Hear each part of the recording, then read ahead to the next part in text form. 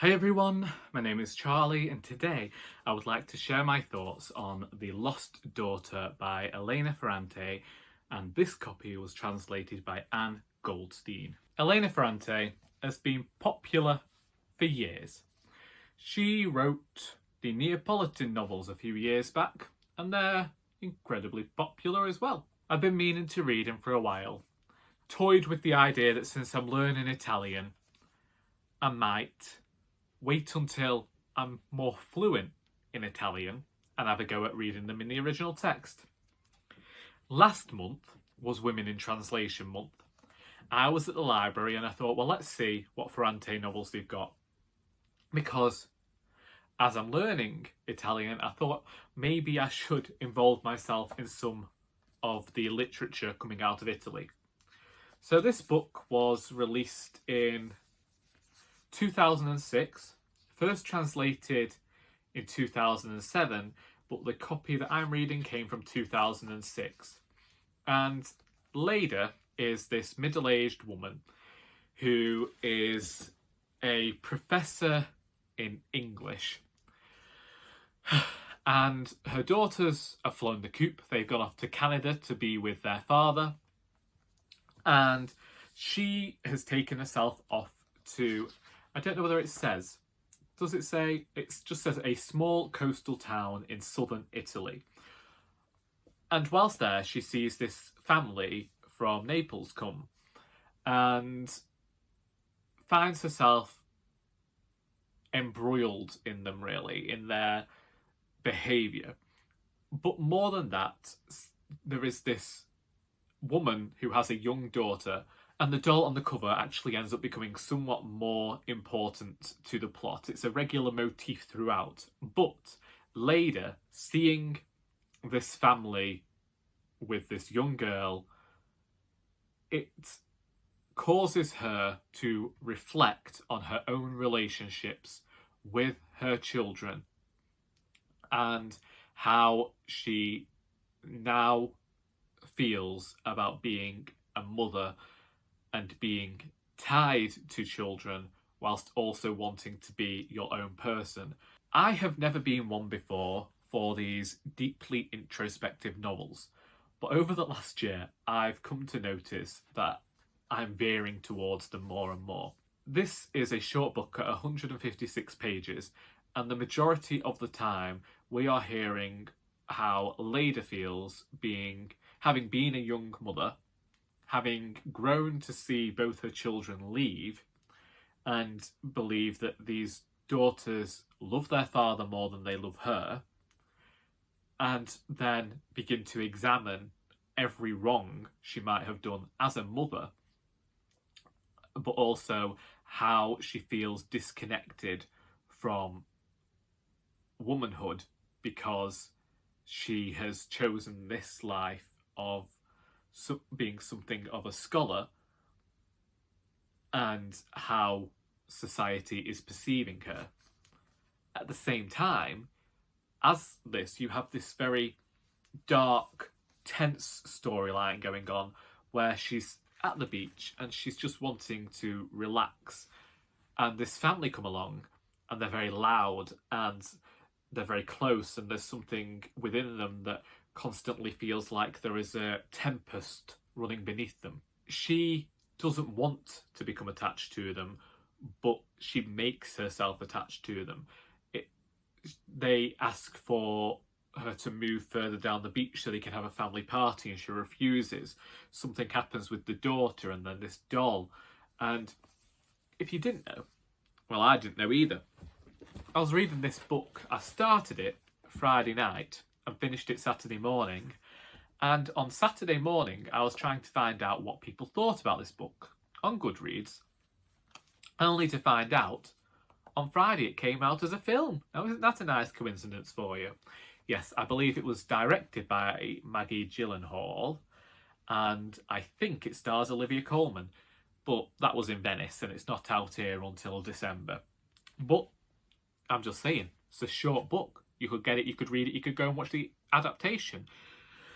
Because, in a roundabout way, I actually think that this book is incredibly brilliant It's a book that is short, but in terms of, like, if we thought about this book like a short story, and how in a short story you have to go back and you have to unpick the lines and you have to see what's being said between the lines, that's very much something you could do here. And when I left this book, I left it wanting to know more, not about what happened afterwards, but I wanted to know more about how Leda came to be Leda. There is something frenetic about this novel that comes from the fact that it's so short and it moves so quickly. So, whilst the actual events going on in here probably only take space over a few days, and not much really happens other than Lady goes down to the beach, something happens with this family, she gets annoyed. We're not here to see what she's doing. I mean, making any sort of novel out of just being down at the beach should earn some plaudits, shouldn't it, really, for managing to intrigue a reader so much. But it is these things where, because the character is on her own so much and she's thinking about who she is, and I don't think I see this examination so much where a person is recognizing that they aren't as great a person as they wish to be, and it becomes this whole thing of perception and how you were perceived by family versus how you're perceived by the public, and how small actions can lead to really big consequences. It does it all with this idea of the doll and this motif of the doll throughout. How we give young girls, well, we give young children dolls and we see them behave like parents, but it's all a game. And at that age, they do it and it's easy. Yet they grow and become actual parents. And that's when the realization kicks in that when it's a doll, it's not fixed. It's something that can be thrown away. But their daughters are permanent, and they fix them to the planet and they fix them to the place. And sometimes as mothers, they wanted to fight against this because they still wanted to be their own person. They wanted to be transient. They wanted to be able to move about. And they're feeling like, particularly Leda's feeling like she's been robbed of this freedom.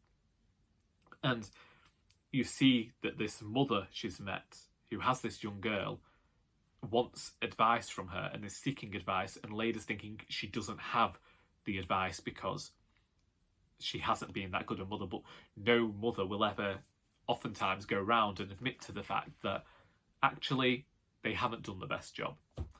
And I thought that as this exploration of motherhood and womanhood, this was great. I mean, what do I know about motherhood? What will I ever know about motherhood?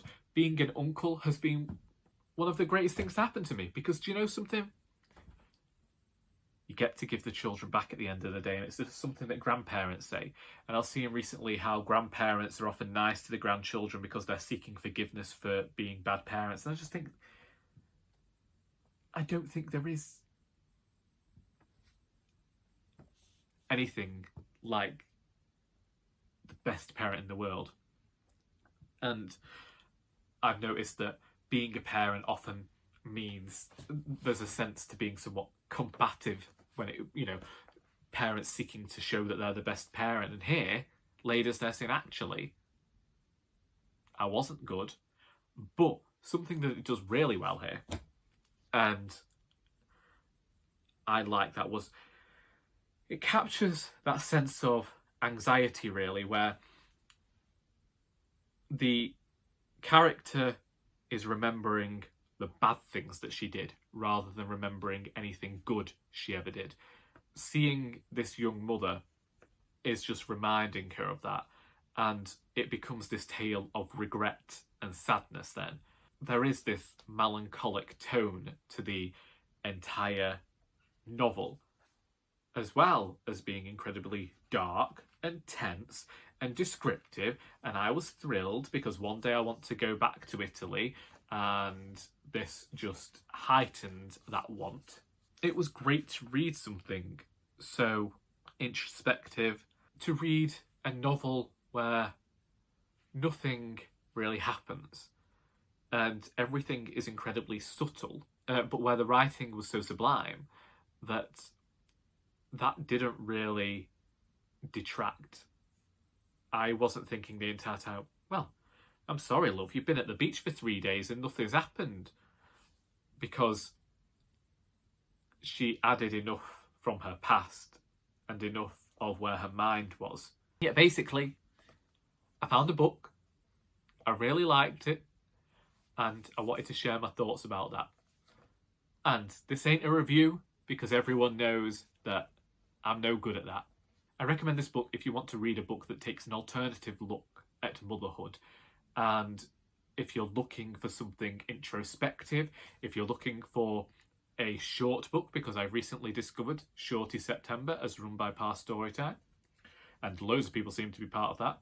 If you're looking for a book in translation to read, here you go. Fantastic, dark, and with some great images in of a worm that are unlikely ever to leave my mind. Then you wouldn't go wrong in reading The Lost Daughter by Elena Ferrante, originally published as La Figlia Oscura in 2006, and this edition was translated by Goldstein, and I do look forward to reading more by this author in future now that I have finally dipped my toe in. And that's that. If you've read this book and would like to discuss it, then please feel free to do so in the comments. I hope that you have enjoyed this video, and until next time, that is all.